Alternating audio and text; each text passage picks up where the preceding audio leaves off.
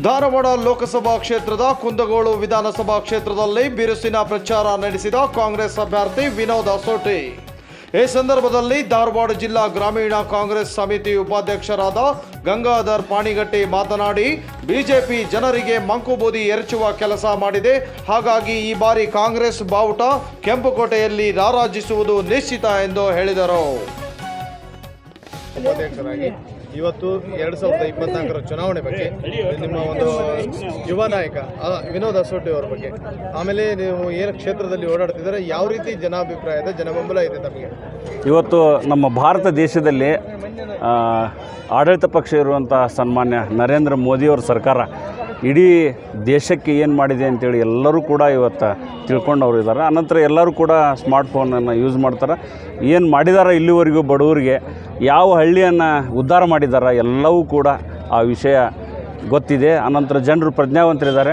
ಎಲ್ಲರೂ ಕೂಡ ನಿಷ್ಠಾವಂತರಿಂದ ಕಾಂಗ್ರೆಸ್ ಪಕ್ಷವನ್ನು ಗೆಲ್ಲಿಸಿ ನಮ್ಮ ಯುವ ನಾಯಕ ವಿನೋದ್ ಅಸೋಟಿ ಅವರನ್ನು ಇವತ್ತು ನಾವು ಕಣಕ್ಕಿಳಿಸಿದ್ದೀವಿ. ನಮ್ಮ ಕಾಂಗ್ರೆಸ್ ಪಕ್ಷದಿಂದ ಅತ್ಯಂತ ಪ್ರಚಂಡ ಬಹುಮತದಿಂದ ನಾವು ನಮ್ಮ ವಿನೋದ್ ಅಸೋಟಿ ಅವರನ್ನು ಕರ್ಕೊಂಡು ಆರಿಸಿ ತೊಂಬಂದು ವಿಧಾನಸಭಾದಿಂದ ಎಲ್ಲರೂ ಕೂಡ ಒಳ್ಳೆಯ ಒಂದು ಕೆಲಸವನ್ನು ಮಾಡಿ ಈ ಕರ್ನಾಟಕ ಸರ್ಕಾರದಲ್ಲಿ ಏನು ಯೋಜನೆಗಳನ್ನು ಕೊಟ್ಟಿದ್ದೀವಿ ಅದೇ ಮಾದರಿಯಲ್ಲಿ ಭಾರತ ಸರ್ಕಾರದಲ್ಲಿ ನಮ್ಮ ರಾಷ್ಟ್ರೀಯ ನಾಯಕರು ಸೋನಿಯಾ ಗಾಂಧಿ ಇರ್ಬೋದು, ರಾಹುಲ್ ಗಾಂಧಿ ಅವರು ಇರ್ಬೋದು, ಮಲ್ಲಿಕಾರ್ಜುನ್ ಖರ್ಗೆ ಅವರು ಇರ್ಬೋದು, ಇವತ್ತು ಪ್ರಣಾಳಿಕೆಯಲ್ಲಿ ಕೊಟ್ಟಂಥ ಭರವಸೆಯನ್ನು ಈಡೇರಿಸಿ ನಮ್ಮ ಕಾಂಗ್ರೆಸ್ ಬಾವುಟವನ್ನು ದೆಹಲಿಯ ಕೆಂಪುಕೋಟೆಯಲ್ಲಿ ಹಾರಿಸ್ತೇವೆ ಅಂತೇಳಿ ನಾನು ಈ ಮೂಲಕ ನಿಮಗೆ ನಾನು ದಿಂಗಾಲೇಶ್ವರ ಮಹಾಸ್ವಾಮಿಗಳು ಕೊಟ್ಟಿದ್ದಾರೆ.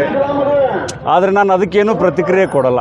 ಇವತ್ತು ದಿಂಗಾಲೇಶ್ವರ ಮಹಾಸ್ವಾಮಿಗಳವರು ಚುನಾವಣೆಗೆ ಬರಬಾರ್ದಾಗಿತ್ತು, ಆದರೂ ಕೂಡ ಬಂದಿದ್ದಾರೆ. ನಾನು ಅವ್ರ ಬಗ್ಗೆ ಏನು ಮಾತಾಡಕ್ಕೆ ಹೋಗಿ 2024 ಚುನಾವಣೆಯಲ್ಲಿ ಮೋದಿ ಅಲೆಯಿಂದ ಮತ್ತೊಮ್ಮೆ ಬಿಜೆಪಿ ಸರ್ಕಾರ ಬರುತ್ತೆ ಅಂತ ಹೇಳ್ತಾ ಇದ್ದಾರೆ. ಗ್ಯಾರಂಟಿ ಏನು ಕೆಲಸ ಮಾಡಲ್ಲ ಅಂತ ಒಂದು ಆರೋಪ ಮಾಡ್ತಾ ಇದ್ದಾರೆ. ಈ ಬಗ್ಗೆ ಏನು ಹೇಳ್ತೀರಿ? ಇವತ್ತು ನಮ್ಮ ಭಾರತ ದೇಶದಲ್ಲಿ ಸನ್ಮಾನ ಸರ್